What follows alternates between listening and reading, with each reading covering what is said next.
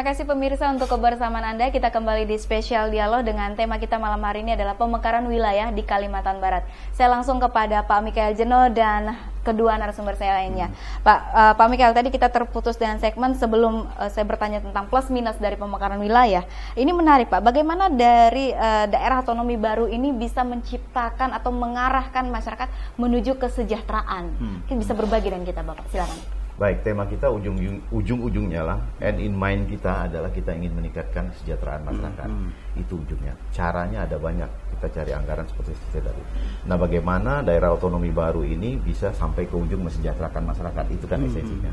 Dengan adanya daerah otonomi baru, kan pendekatannya tadi ada welfare, ada security. Pendekatan welfare itu artinya kita buat pusat-pusat pertumbuhan baru dengan adanya daerah otonomi baru itu memacu ekonomi wilayah sehingga masyarakat lebih sejahtera, itu esensi. Saya ambil contoh yang real di Kalimantan Barat, di daerah kita ini.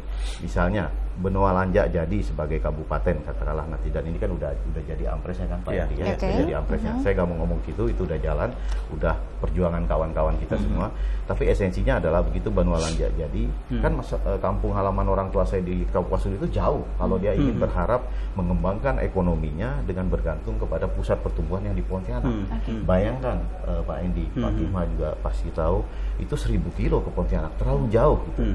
Nah udah kita jadi daerah otonomi baru, kabupaten baru, orientasi wilayah kita secara ekonomi juga kita tidak perlu sungkan untuk orientasi menjadi hinterlandnya Sarawak. Jadi biar Sarawak menjadi pusat pertumbuhan untuk memacu, menggiring ekonomi, katakanlah daerah perbatasan di Kapuasulu, Benua Lanjak dan segala macam, kita menjadi hinterlandnya, kita support. Karena apa? Kalau kita bicara dalam ekonomi global, kita sempitkan lagi dalam ekonomi regional, kita tahu bahwa di sini ada Benua Lanjak, di sini ada Padau dan Lanjak, katakanlah di seberang sana ada Lubuk Antu.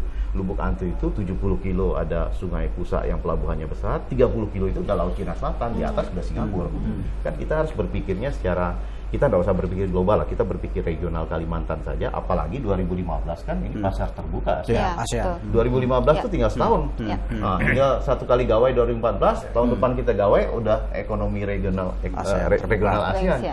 Jadi gawai 3 tahun dari sekarang itu udah sudah regional ASEAN, kita harus siap itu. Mau nggak mau kita harus siap. Kita nggak siap, orang lain lebih siap gitu.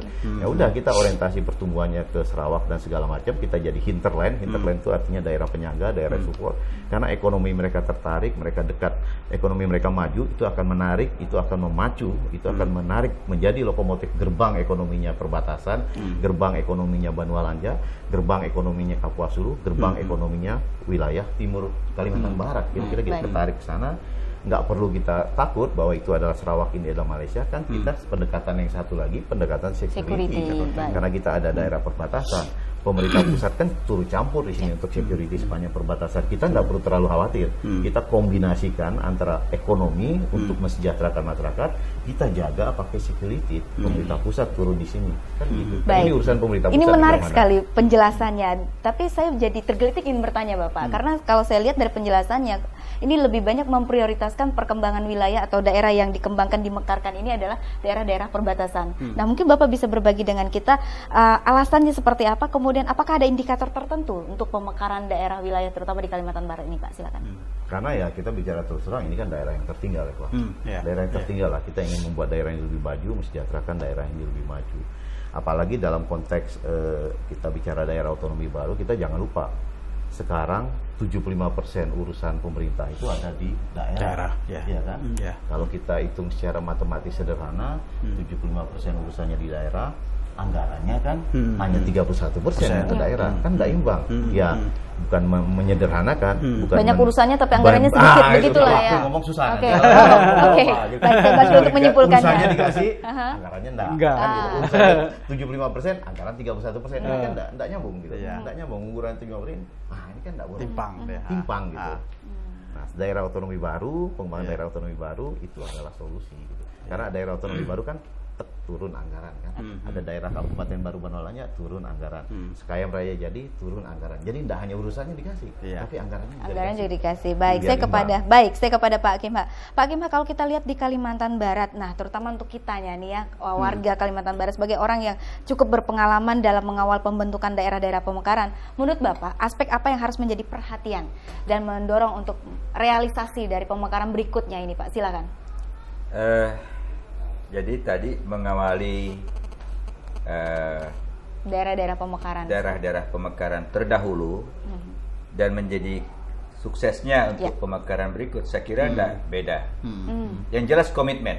Ya, Balik Jadi lagi. kalau sudah ada komitmen masyarakat dan stakeholder dari kabupaten yang akan dimekarkan, tinggal nanti diikuti dengan upaya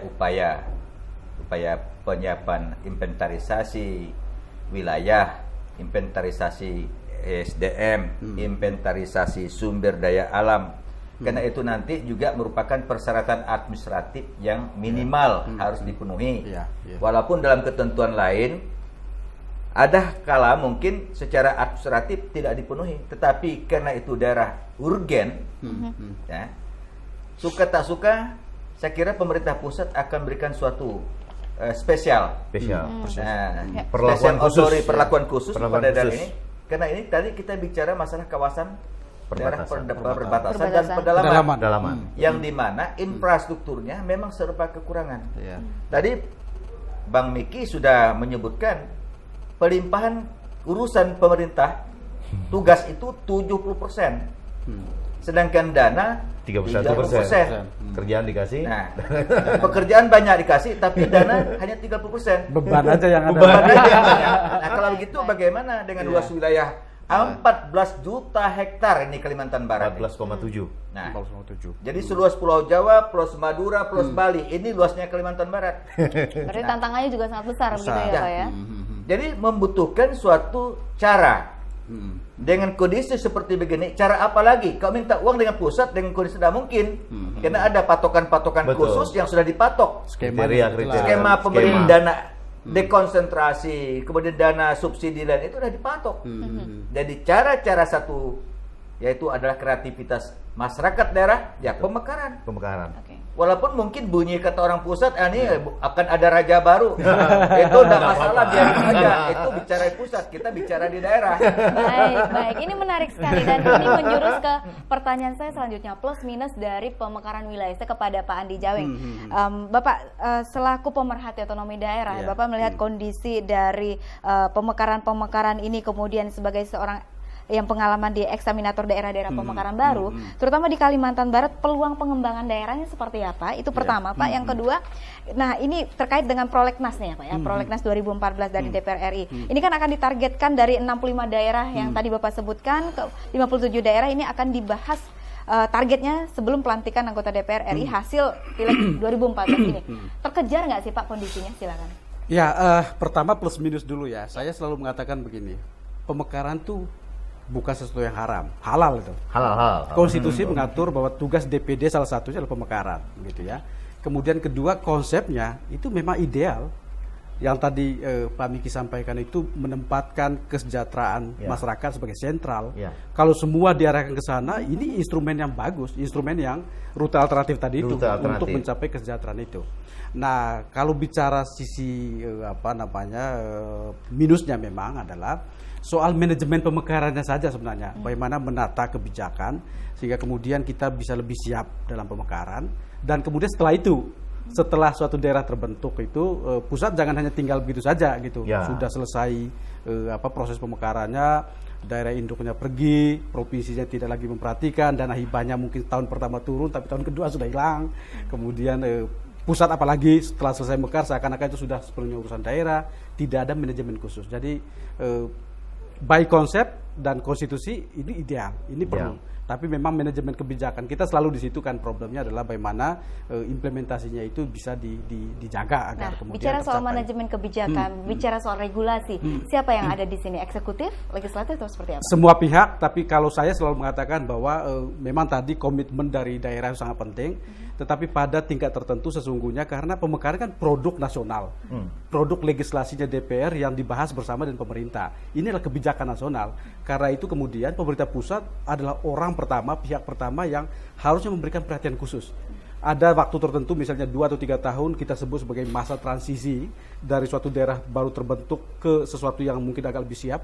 Pusat harus benar-benar memperhatikan itu. Secara kelembagaan di pusat harus ada suatu unit di mana manajemen transisi tangani oleh lembaga yang lebih kuat. Lembaga yang Tidak tinggi. kemudian hanya bentuk-bentuk, tapi kemudian setelah itu pergi dan tinggal daerah itu yang menangani daerah dirinya sendiri. Ini yang selalu jadi catatan kita selama ini, bahwa pemekaran ideal, halal. Konstitusi mengatakan bahwa pemekaran bagian dari tugas DPD dan DPR tentu saja. Gitu. Tetapi penanganannya itu yang harus kita jaga. Gitu. Kayak ini kali ya. Iya. Kalau bayi ya dirawat dulu sampai Dirawat balita, dulu, persis. dewasa, Iya. 17 tahun baru. Analoginya Benar. bayi begitu Bayi, ya. iya. Oke. Jangan 5 tahun dilepas. Persis. 17 tahun lah baru dibiarkan gitu iya. kan. Apalagi kalau bayinya bayi prematur misalnya, prematur. lahir belum waktunya lahir, Nah. tapi kemudian berkembang abnormal karena Iya. tidak ada perhatian khusus. Sekarang misalnya. saya mau minta Bapak menerjemahkan bayi prematur itu di dalam kondisi daerah. Seperti Iya. apa kriteria-kriteria untuk daerah-daerah pengembangan yang bisa atau Iya. potensial? Silakan Bapak. Iya, kalau kita ngambil sisi potensi yang disebut dengan daerah prematur itu kan kalau daerah dari sisi persyaratan teknis itu kemudian tidak memenuhi. Tidak Syarat memadai. teknis itu soal yang terkait dengan kapasitas fiskal dan terutama kemampuan ekonomi. Nah, karena dia urgent, maka daerah ini mestinya dipersiapkan dulu. Dia tidak mungkin memenuhi kapasitas fiskalnya atau mungkin secara ekonomi belum. Tetapi dia urgent misalnya. Nah, ini dipersiapkan. Ada contoh di daerah Indonesia seperti itu, Pak? Beberapa tempat ya yang kemudian kita lihat belakangan hari dia Evaluasi, gagal. tidak Evaluasinya terberhasil, ternyata ya. kemudian 80% daerah otonom baru masih belum mencapai yang tadi itu kesejahteraan. Nah, yang begini ini kan terjadi karena sudah beberapanya lahir prematur, setelah berkembang dia tetap abnormal karena tidak ada penanganan khusus gitu. Dari pemerintah. Dari pemerintah pusat terutama, dan kemudian kedua adalah dari pemerintah daerah sendiri untuk menangani itu. Jadi antara sesuatu yang ideal dari sisi gagasan, kemudian juga sah dari sisi konstitusi, dengan kemudian manajemen kebijakannya ini ada yang Gapnya ada, gap yang harus kita tutup. Ini saya kira pekerjaan rumah ke depan sebenarnya adalah harus menangani ini gitu. Dan saya setuju dengan Bang Miki tadi bahwa Bang Miki bicara soal ekonomi, pertumbuhan ekonomi. Yang lain adalah soal layanan publik. Di Indonesia dan di beberapa negara sebenarnya adalah layanan publik selalu mengikuti garis pemerintahan gitu ya. Nah, karena itu kemudian pemekaran ini sebenarnya cara untuk membawa negara lewat instrumen fiskalnya, lewat instrumen pelayanan publiknya itu lebih dekat ke masyarakat. Nah, memang itu yang penting itu. Dalam konteks otonomi, semakin kecil unit desentralisasi itu sesungguhnya semakin bagus. Semakin kecil dia semakin bagus. Jadi semakin terfokus begitu semakin ya? terfokus, walaupun harus diimbangi juga dari skala ekonomi dan lain-lain itu Baik, yang harus baik. ditangani. Nah, saya kepada Pak Mikael lagi, Pak. Tadi sudah disebutkan dari ranah manajemennya, Pak, manajemen untuk perkembangan. Nah, nanti kalau Bapak nanti terpilih nih, Pak, akhirnya mendapat amanah untuk masyarakat bisa di Senayan, apa yang nanti akan Bapak lakukan untuk bisa mengawal pemekaran wilayah? Tapi tahan Bapak, nanti di segmen selanjutnya. Sip, Baik terima kasih. pemirsa, tetap bersama kami. Kita pasti ingin mendengar jawaban dari Pak Mikael seperti apa ke depannya, terutama terkait pemekaran wilayah jika beliau sudah duduk di Senayan. Tetap bersama kami, spesial dialog, saya kembali.